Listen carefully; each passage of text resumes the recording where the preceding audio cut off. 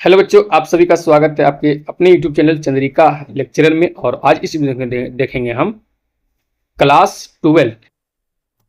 ठीक है, class 12 arts जो एग्जाम होगा इसमें 2026 का हम बात कर रहे हैं। ठीक है, जो फाइनल एग्जाम होगा जेक 12 बोर्ड 2026 में जो फाइनल एग्जाम होगा उसका यहाँ बात हम कर रहे हैं इतिहास का। किसका? इतिहास का। ठीक है, इतिहास का हम 30 MVVI most very very important MCQ multi choice question आज इस वीडियो में हम यहाँ पर देखेंगे। ये मेरा पार्ट 2 वीडियो है। पार्ट 2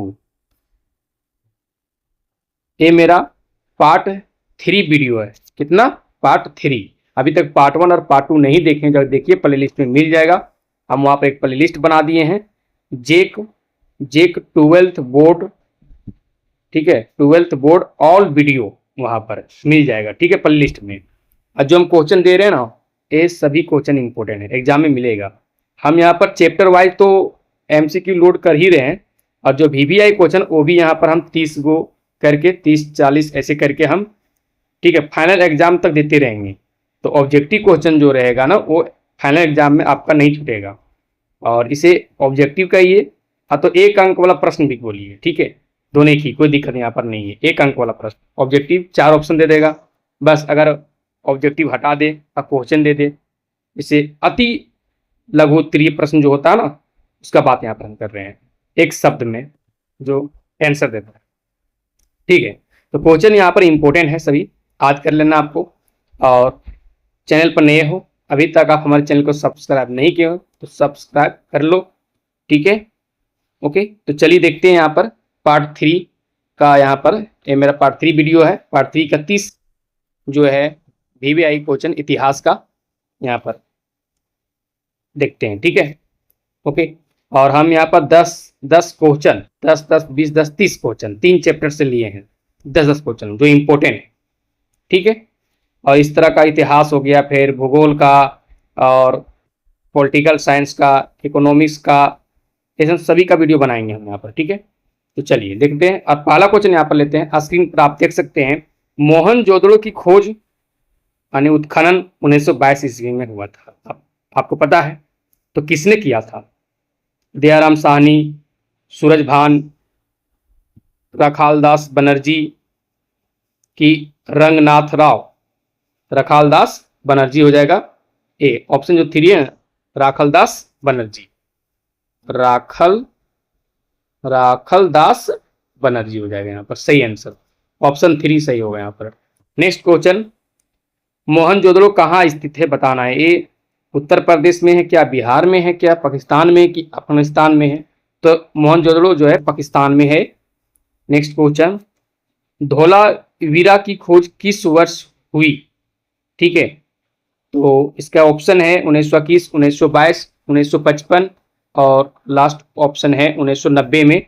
इसका सही जवाब हो जाएगा 1990 में। धोलावीरा की खोज कब हुआ था? 1990 में हुआ था। ठीक है, 1921 में तो हड़प्पा का खोज हुआ था, 1922 में मोहनजोदड़ो की खोज हुआ था। ठीक है, और 1990 में यहाँ पर धोलावीरा का खोज हुआ। नेक्स्ट, धोलावीरा की खोज किसने की? तो यहाँ ऑप्शन है राखालदास बनर्जी है, JP जोशी है, RS बिस्ट है, और चौथा ऑप्शन है MS वत्स। तो सही आंसर हो जाएगा, इसका सही आंसर JP जोशी हो जाएगा। दूसरा ऑप्शन यहाँ पर सही होगा। नेक्स्ट, लोथल की खोज किसने की? क्या इसका खोज दयाराम साहनी ने किया? क्या इसका खोज राखालदास बनर्जी ने किया? क्या इसका खोज RS बिस्ट? तो SR राव सही जवाब हो जाएगा। SR राव ने इसका खोज किया। लोथल एक बंदरगाह था। ठीक है, याद रखना, लोथल क्या था? एक बंदरगाह था। ठीक है, आगे बढ़ते हैं। हड़प्पा सभ्यता के संपूर्ण क्षेत्र का आकार किस प्रकार का था? हड़प्पा सभ्यता का संपूर्ण क्षेत्र का आकार बात करें, क्या यह वर्गाकार था? ठीक है, क्या यह आयताकार था? क्या यह त्रिभुजाकार था? कि क्या यह गोलाकार था? तो सही जवाब हो जाएगा त्रिभुजाकार था। तो ऑप्शन जो तीसरा है ना, यहाँ पर बच्चों सही होगा। ठीक है, आगे बढ़ते हैं। हड़प्पा किस नदी के किनारे स्थित है? ये रावी नदी किनारे स्थित है। ठीक है, रावी नदी किनारे, तीसरा ऑप्शन यहाँ पर सही होंगे। ठीक है, नेक्स्ट, हड़प्पा सभ्यता भारत के किस भाग में विकसित हुई थी? दक्षिण की, पूर्वोत्तर की, पश्चिमी उत्तर की, मध्य भारत? तो ये हो जाएगा पश्चिमी उत्तर। ठीक है, पश्चिम उत्तर, जो तीसरा ऑप्शन है ना यहाँ पर सही होगा। नेक्स्ट, सिंधु सभ्यता की उत्तरी सीमा क्या थी? उत्तर तरफ क्या थी? ये तो मांडा, कौन? मांडा थी। तो तीसरा ऑप्शन यहाँ पर सही होंगे, मांडा, याद रखना। सिंधु सभ्यता की उत्तरी सीमा क्या थी? मांडा। नेक्स्ट, मेसोपोटामिया के परलेखों में, मेसोपोटामिया जो सभ्यता है ना के परलेखों में मेलुहा शब्द का प्रयोग किस सभ्यता के लिए किया जाता था? मेलुहा, ठीक है, मेलुहा शब्द का प्रयोग किस सभ्यता के लिए किया जाता था? हड़प्पा सभ्यता, मिस्र की सभ्यता की, चीन की सभ्यता? इनमें से कोई नहीं। तो सही जवाब हो जाएगा हड़प्पा सभ्यता के लिए। मेसोपोटामिया के परलेखों में मिला है वहां पर मेलुहा शब्द। ठीक है, चलिए आगे बढ़ते हैं। नेक्स्ट, मौर्य साम्राज्य की स्थापना किसने की? तो इसका स्थापना चंद्रगुप्त मौर्य ने किया था। ठीक है, और इसका अगर हम प्रधानमंत्री बात करें तो चाणक्य, ठीक है, कौटिल जिसे बोलते थे, वही गुरु था इनका, चंद्रगुप्त मौर्य का। ठीक है, तो मौर्य साम्राज्य की स्थापना किसने की? चंद्रगुप्त मौर्य ने। आगे बढ़ते, मौर्य साम्राज्य का प्रथम शासक कौन था? यह स्थापना करेगा चंद्रगुप्त मौर्य, तो वही ना होगा। तो इसका हो जाएगा चंद्रगुप्त मौर्य, सही आंसर होगा, प्रथम शासक यही था। नेक्स्ट, मौर्य साम्राज्य का द्वितीय शासक कौन था? दूसरा था बिंदुसार। कौन था? बिंदुसार, याद रखना। नेक्स्ट, मौर्य साम्राज्य का तृतीय शासक कौन था? तो तृतीय कौन जानता? अशोक महान सम्राट था। अशोक महान सम्राट था, तो सही आंसर हो जाएगा अशोक, मौर्य साम्राज्य का तृतीय शासक था। नेक्स्ट, मगध महाजनपद की प्रारंभिक राजधानी कहाँ थी? इसका तो राजगृह प्रारंभिक राजधानी था, याद रखना, मगध का। ठीक है, पहला ऑप्शन सही होगा। मगध मौर्य साम्राज्य की राजधानी कहाँ थी? तो पाटलिपुत्र। क्या था? पाटलिपुत्र था मौर्य साम्राज्य की राजधानी कहाँ थी। शुरू में बात करें तो राजगिरी था, बाद में पाटलिपुत्र हुआ। ठीक है, आगे बढ़ते हैं। तो पाटलिपुत्र शहर की स्थापना किसने की?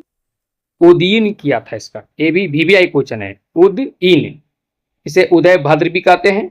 तीसरा ऑप्शन सही होगा। चंद्रगुप्त मौर्य ने सेल्यूकस को कब पराजित किया था? सेल्यूकस याद है ना, चंद्रगुप्त मौर्य, सिकंदर महान, ठीक है, आया था। सेल्यूकस शायद उसके प्रधानमंत्री थे। ठीक है, सेनापति थे, सेल्यूकस सेनापति थे। चंद्रगुप्त मौर्य ने सेल्यूकस को कब पराजित किया? तो 305 बीसी में हराया इसको, सेल्यूकस को। ठीक है, 305 बीसी में। आगे बढ़ते हैं। चंद्रगुप्त की मृत्यु कब हुई?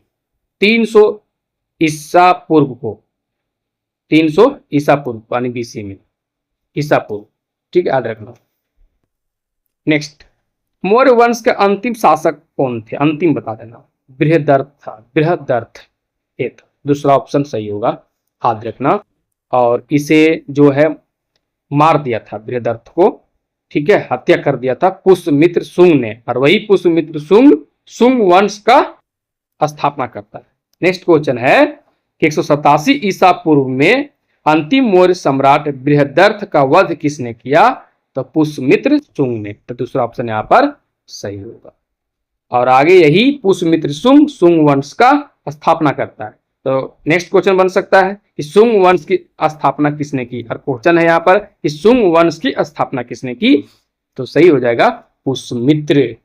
ठीक है, तो तीसरा ऑप्शन सही होगा। नेक्स्ट, निम्नांकित में से कौन मौर्य वंश का शासक नहीं है? तो पहला ऑप्शन है बिंदुसार। बिंदुसार तो मौर्य वंश का संस्थापक शासक है, मौर्य वंश का शासक है। पहला था चंद्रगुप्त मौर्य, दूसरा था बिंदुसार, तीसरा था अशोक, और दूसरा ऑप्शन में अशोक ये भी है शासक, तीसरा में चंद्रगुप्त मौर्य, ये तो उसका संस्थापक था, ठीक है, चंद्रगुप्त मौर्य।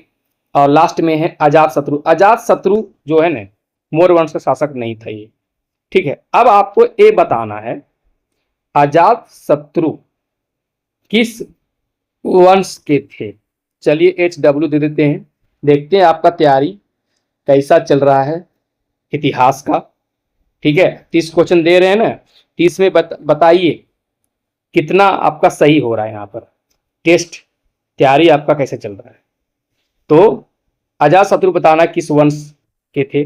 नेक्स्ट क्वेश्चन, फूट डालकर विजय प्राप्त करने का कार्य सर्वप्रथम किस राजा ने किया। तो ये अजातशत्रु था। कौन? अजातशत्रु। नेक्स्ट, पहली स्मृति के रचनाकार कौन थे। ये तो मनु। कौन थे? मनु थे। तीसरा ऑप्शन सही हो गया, स्मृति। नेक्स्ट, वेदों की संख्या कितनी? 4 वेद है। कितनी? 4 वेद। आपको बताना है कौन कौन 4 वेद है। नाम लिख के कमेंट बॉक्स में भेजिए, तो देखते हैं कितना जानते हैं आप। नेक्स्ट, पुराणों की संख्या कितनी है? 18 पुराण है। नेक्स्ट, महाभारत कालीन समाज का स्वरूप कैसा। ये तो प्रीतिशात्मक था, ठीक है, प्रीतिशात्मक था। ये याद रखना, महाभारत कालीन समाज का स्वरूप कैसा था? प्रीतिशात्मक। तो पहला ऑप्शन सही होगा। संस्कृत ग्रंथों में कुल शब्द का प्रयोग किसके लिए किया गया है। एक परिवार के लिए कुल शब्द का प्रयोग होता था, ठीक है।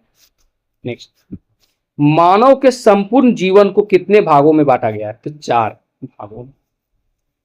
अगला क्वेश्चन है, महाभारत के फारसी अनुवाद का नाम क्या था।